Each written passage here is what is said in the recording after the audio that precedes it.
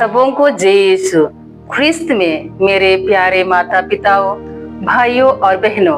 आज स्वस्थ की माता बिलंकनी की नवरोजी प्रार्थना का 5वां दिन है। आज हमारे मनन चिंतन का विषय है पवित्र प्रेम की माता। पवित्र जो निर्मल है, पाप रहित है, ईश्वर को समर्पित है। प्रेम वह जो बलिदान करता है, जो सच्चा है, जो शाश्वत है। माता जो जननी है, जो पालन पोषण करती और जो सुरक्षा देती है। माता मरियम इन तीनों सद्गुणों का सर्वोच्च उदाहरण है। पवित्र प्रेम की माता यह एक ऐसा नाम है जो माता मरियम को दिया जाता है, क्योंकि पिता ईश्वर ने प्रिय पुत्र यीशु को इस संसार में लाने के लिए चुन लिया था। इसीलिए उन्हें माँ के गर्भ से पवित्र रखा, ताकि वह अपने पवित्र पुत्र को जन्म दे सके। संत लूकास के सुसमाचार अध्याय 1 वचन संख्याएं 26 से लेकर 38 में हम प्रभु के जन्म का संदेश के बारे में पढ़ते हैं। जब पिता ईश्वर के संदेश को गब्रिएल स्वर्गदूत कुंवारी मरियम तक पहुंचाते हैं, मरियम जिसका प्रेम पिता ईश्वर के साथ अत्यंत गहरा था, प्रेम से आज्ञाकारी पुत्री बनकर कहती है, देखिए मैं प्रभु की दासी हूँ, आपका कथन मुझ में पूरा हो जाए। इस वचन को हम संत लूकास के सुसमाचार अध्याय 1:38 में पढ़ते हैं। कुंवारी मरियम न केवल शब्द से ईश्वर को प्रेम किया, परंतु उन्होंने प्रेम को कार्यान्वित किया और ईश्वर की मुक्ति योजना को प्रेम से स्वीकारा। और संत लूकास के सुसमाचार अध्याय 2 वचन संख्या 7 में हम पढ़ते हैं कि उन्होंने यीशु को जन्म दिया।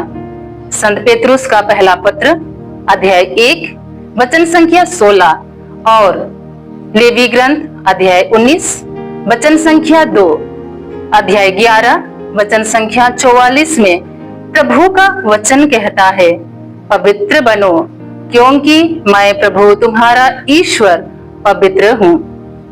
संत यूहन्ना का पहला पत्र अध्याय 4 वचन संख्याएं 8 और 16 में प्रभु का वचन कहता है, ईश्वर प्रेम है।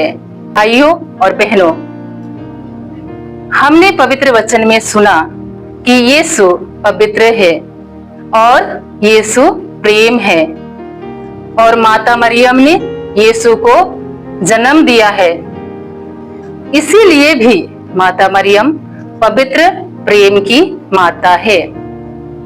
जब माता मरियम पवित्र प्रेम को अपने पवित्र गर्भ में धारण करती है, स्वयं पवित्र प्रेम से ओतप्रोत हो जाती है, ईश्वर के प्रति और मानव जाति के प्रति।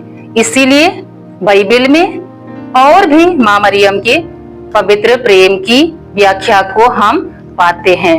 माता मरियम को जैसे ही गब्रिएल स्वर्गदूत संदेश देते हैं कि उसकी कुटुंबिनी एलिजाबेथ गर्भवती है, मरियम शीघ्रता से एलिजाबेथ की सेवा के लिए निकल पड़ती है। यहाँ हम देखते हैं कि माता मरियम अपने पवित्र प्रेम को सेवा के द्वारा प्रकट करती है। इसे हम संत लूकास के सुसमाचार अध्याय 1:39 से आगे पढ़ते हैं। संत यूहन्ना के सुसमाचार अध्याय 2 वचन संख्याएं 1 से 11 में हम पढ़ते हैं काना के विवाह भोज के बारे में। इस विवाह भोज में मां मरियम उस परिवार की जरूरत को किसी के बताए बिना समझ जाती है, क्योंकि उस विवाह भोज में अंगूरी समाप्त हो चुकी थी और मां मरियम ने न केवल परिवार की जरूरत को समझती है, बल्कि हम देखते हैं अपनी मध्यस्थता द्वारा पूरा भी करती है। संत यूहन्ना के सुसमाचार अध्याय 19 वचन संख्याएं 25 से लेकर 27 में हम पढ़ते हैं, माँ मरियम अपने पुत्र के दर्दनाक दुख भोग में वह क्रूस के सामने खड़ी रहती है। यहाँ पर माता मरियम अपने पवित्र प्रेम को अपनी उपस्थिति द्वारा प्रकट करती है और यीशु उस क्रूस के नीचे खड़ी अपनी प्रिय माँ को और अपने प्रिय शिष्य योहन को अपनी प्रिय माँ मरियम को सौंप देता है।